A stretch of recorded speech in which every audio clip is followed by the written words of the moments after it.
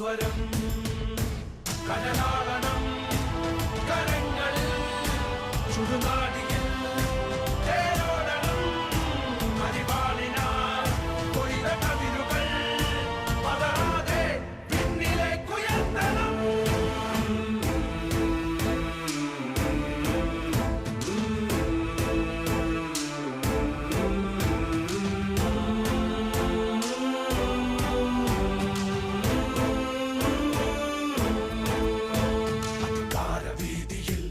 ഉയർന്നു നിന്നിടും കോട്ടമതിലുകൾ